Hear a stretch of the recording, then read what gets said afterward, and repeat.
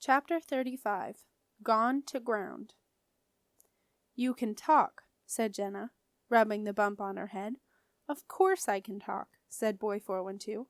"But why haven't you then? You haven't ever said anything, except for your name. I mean number. That's all we were meant to say if we were captured. Rank and number. Nothing else. So that's what I did." "You weren't captured. You were saved," Jenna pointed out. "I know," said Boy 412. "Well, I know that now. I didn't then." Jenna found it very strange to be actually having a conversation with Boy 412 after all this time, and even stranger to be having it at the bottom of a pit in complete darkness. "I wish we had a light," said Jenna. "I keep thinking the hunter's going to creep up on us." She shivered. Boy 412 reached up inside his hat, drew out his ring, and slipped it onto his right index finger. It fitted perfectly. He cupped his other hand around the dragon ring, warming it and willing it to give out its golden glow. The ring responded, and a soft glow spread out from Boy 412's hands until he could clearly see Jenna looking at him through the darkness. Boy 412 felt very happy. The ring was brighter than ever, and soon it cast a warm circle of light around them as they sat on the sandy floor of the tunnel. "That's amazing," said Jenna. "Where did you find it?" "Down here," said Boy 412. "What? You just found it? Just now?" "No, I found it before." "Before what?" "Before. Remember when we got lost in the Har?" Jenna nodded.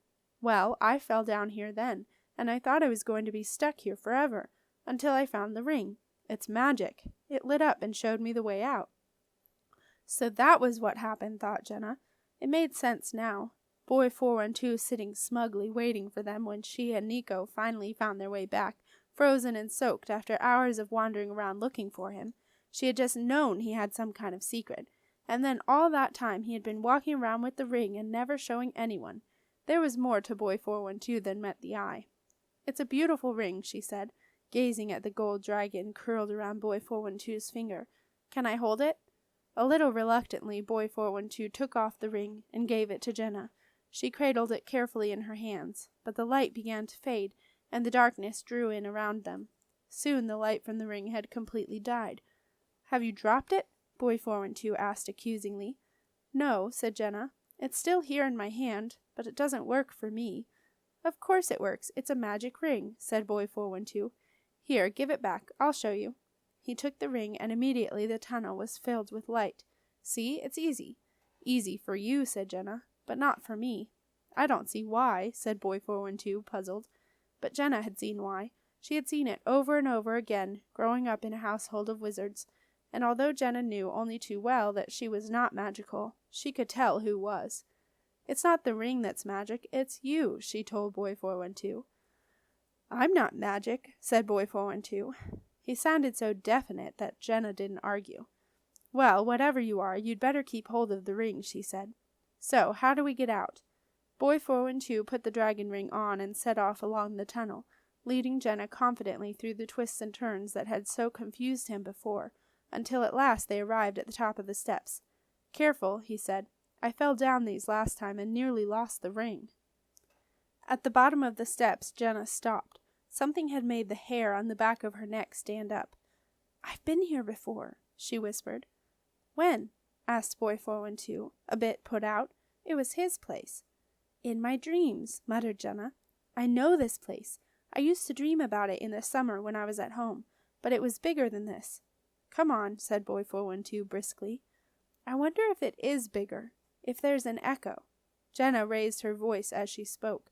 "There's an echo! There's an echo! There's an echo! There's an echo! There's an echo! There's an echo!" surrounded all around them. "Shh!" whispered Boy 412. "He might hear us, through the ground. They train them to hear like dogs." "Who?" "Hunters." Jenna fell silent. She had forgotten about the hunter, and now she didn't want to be reminded. "There are pictures all over the walls," Jenna whispered to Boy 412, "and I know I've dreamed about them. They look really old. It's like they're telling a story." Boy 412 hadn't taken much notice of the pictures before, but now he held his ring up to the smooth marble walls that formed this part of the tunnel. He could see simple, almost primitive shapes in deep blues, reds, and yellows, showing what seemed to be dragons, a boat being built, then a lighthouse and a shipwreck. Jenna pointed to more shapes further along the wall. And these look like plans for a tower or something. It's the Wizard Tower, said Boy 412. Look at the pyramid on the top. I didn't know the Wizard Tower was so old, said Jenna, running her finger over the paint and thinking that maybe she was the first person to see the pictures for thousands of years. The Wizard Tower is very old, said Boy 412. No one knows when it was built. How do you know? Asked Jenna, surprised that Boy 412 was so definite. Boy 412 took a deep breath and said in a sing-song voice, The Wizard Tower is an ancient monument. Precious resources are squandered by the extraordinary wizard to keep the tower in its garish state of opulence, resources that could be used for healing the sick or making the castle a more secure place for all to live. See, I can still remember it. We used to have to recite stuff like that every week in our Know Your Enemy lesson. Yuck, sympathized Jenna. Hey, I bet Aunt Zelda would be interested in all this down here, she whispered as she followed Boy 412 along the tunnel.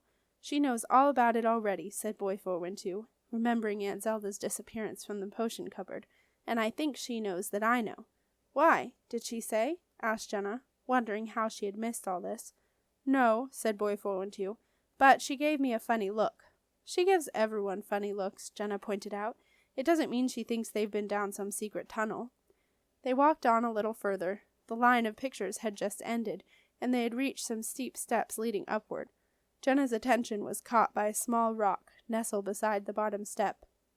She picked it up and showed it to Boy 412. Hey, look at this. Isn't it lovely? Jenna was holding a large egg-shaped green stone. It was slippery smooth as though someone had just polished it, and it shone with a dull sheen light of the ring. The green had an iridescent quality to it, like a dragonfly's wing, and it lay heavily but perfectly balanced in her two cupped hands. It's so smooth, said Boy 412, stroking it gently. Here, you have it, said Jenna impulsively. It can be your own pet rock, like Petrock Trelawney, only bigger. We could ask Dad to get a spell for it when we go back to the castle. Boy 412 took the green rock. He wasn't sure what to say. No one had ever given him a present before. He put the rock into a secret pocket on the inside of his sheepskin jacket. Then he remembered what Aunt Zelda had said to him when he had brought her some herbs from the garden. Thank you, he said. Something in the way he spoke reminded Jenna of Nico. Nico and the hunter. We've got to get back, said Jenna anxiously. Boy 412 nodded. He knew they had to go and face whatever may be waiting for them outside. He had just been enjoying feeling safe for a while. But he knew it couldn't last.